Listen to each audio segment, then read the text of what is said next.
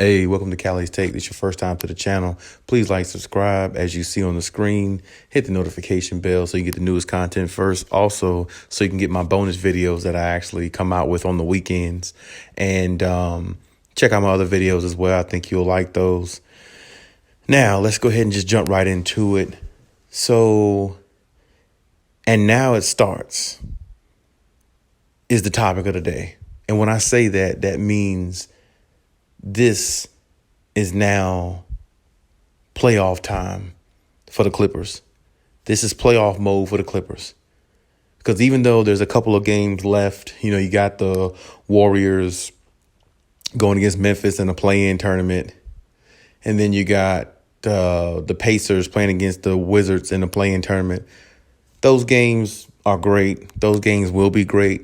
But really the focus just needs to be on the playoffs, especially for the Clippers. You know who you got in the first round.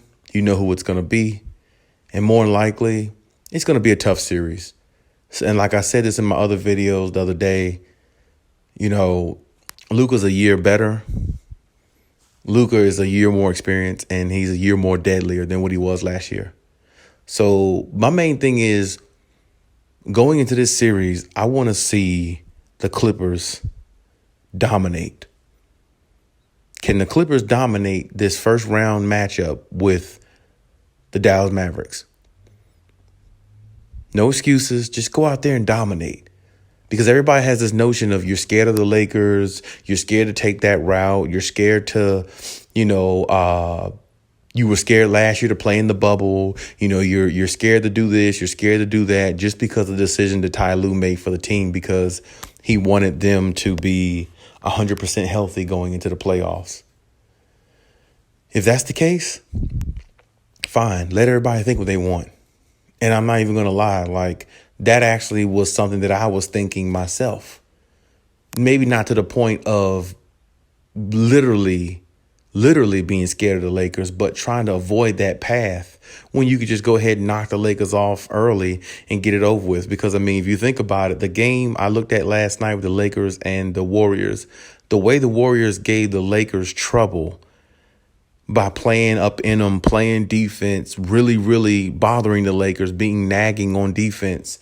If the Clippers play halfway defensively like that, they would beat the Lakers really easily, because the Warriors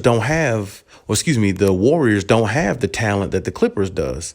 The Clippers got way more talent, way more depth, and actually they have a better superstar in Kawhi Leonard. You can argue that, but I would take Kawhi Leonard over Stephen Curry, looking at their careers. Now, maybe this season Stephen Curry played a little bit better than Kawhi Leonard, but career-wise, I personally would take Kawhi Leonard over him, because I just think Kawhi Leonard is a more impactful player on both ends of the floor. When it comes to offense and defense, Kawhi gives you both.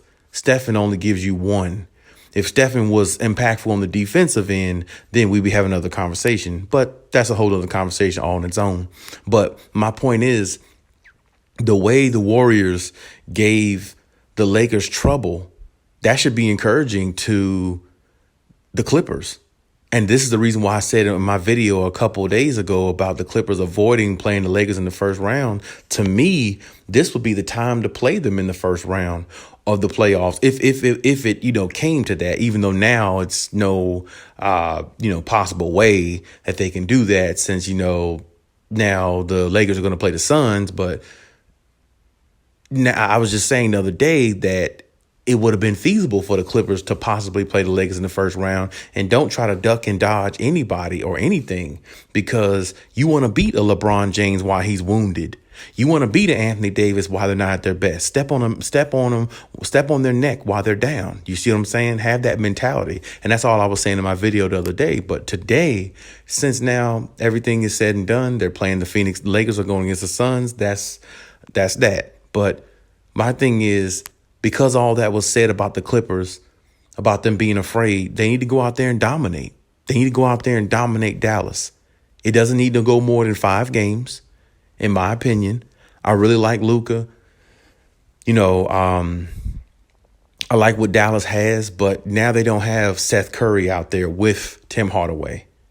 Now and like I said, the team is a little bit different this year without somebody like that on the floor, without that type of threat. Porzingis is still there, but we all know Porzingis, he's never consistent. He's a really good player, but his body never holds up. And when he is out there, he has some games where he'll score, 22 to 25 points. And he has some games where he'll score 13 to 16 points. So it's like, it's kind of like you don't know what you're getting with, KP, Kristaps Porzingis, but, I will say he is a threat while he's out there because he is a 3-point shooter, and he's a pretty deadly 3-point shooter if he's on fire, if he's feeling it that day. I will give him that. But my point is this: you have to go out there and dominate a team like this. You have to go out there and show what you're really made of. And the only way to do that is to put your foot on Dallas's neck and win the series 4-1. If you win that series 4-1, that's going to make a lot of people step back and be like, whoa, the Clippers really are serious, and they really just took that time off to get healthy rather than they took that time off to be afraid of the Lakers. You just need to go out there and dominate. You need to go out there and show everybody who you really are, what you're really about, because I remember in the beginning of the season, the Clippers, when they were fully healthy with Ibaka and all them, they almost looked like a juggernaut team. They beat the Lakers game 1. They beat the Nuggets game 2. I mean, and they kind of like put some of their doubters on notice. Like, yeah, we got a different mindset. We're playing all these games. We're playing together. We're trying to get that chemistry. And Kawhi comes out there being a better leader, which nobody gave him credit for this year. He was a better leader this year in regards to his gameplay because he didn't load manage. He played all the games he could. The games he didn't play, he was actually hurt, even though I believe Kawhi was hurt last year some and, years before that. I don't believe Kawhi always load manages because he comes from San Antonio. I believe he load manages sometime because we all know his knees are not the greatest. We all know that. So I believe he does it for a reason, but a lot of people make that debatable. So that's fine. But he played all the games he could this year, besides the ones he was actually injured. And, he came back here a couple weeks ago, and he hasn't played up to his best ability these last couple weeks. But I want to see him, hopefully he'll pick it up in the playoffs like he usually does. Hopefully he'll be ready. I believe he will. He always usually is. He has the best winning percentage in playoff history almost. So, I mean, it's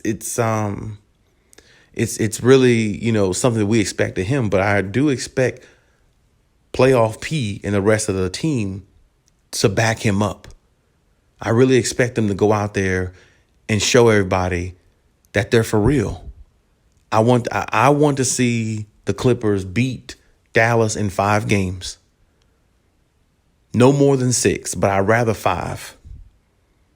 And whoever they play after that, which maybe will probably be, maybe Utah or somebody like that, whoever is in their second round bracket, maybe even Denver, I'm not sure. But whoever they play after that, I want them to go out there and make a statement in that series as well, to let everybody know we're for real and everybody else is just talking. And I've even said some things about the Clippers being critical of them, so that not only shut me up in some of the things I said, shut up a lot of people out there who have said things about the Clippers and about the organization. Put everybody on notice and let everybody know we're the team to beat, not the Lakers. Have that mentality going into the playoffs, because if you don't, you're going to lose just off a confidence factor. Confidence goes a long way when you're doing anything in life, sports, anything. And that's just lesson learned on anything you do. So I expect the Clippers to go out there and dominate, and I expect them to go out there and show no mercy. And that's just the way it has to be. And that's what I expect to see. That's what the fans expect to see. The Clippers fans expect to see. That's what everybody expects. Because if you're who you say you are, then you got to prove it. You can't talk about it. Because talking about it is not going to win championships. Going on the court, proving it is going to win championships.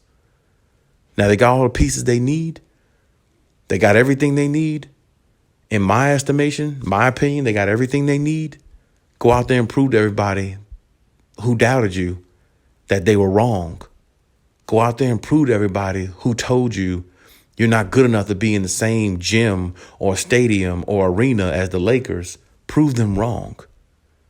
Go out there and prove to the ones that said, the NBA analysts who said you belong in the basement of Staples. You don't belong upstairs in the Staples Center. Go out and prove them wrong.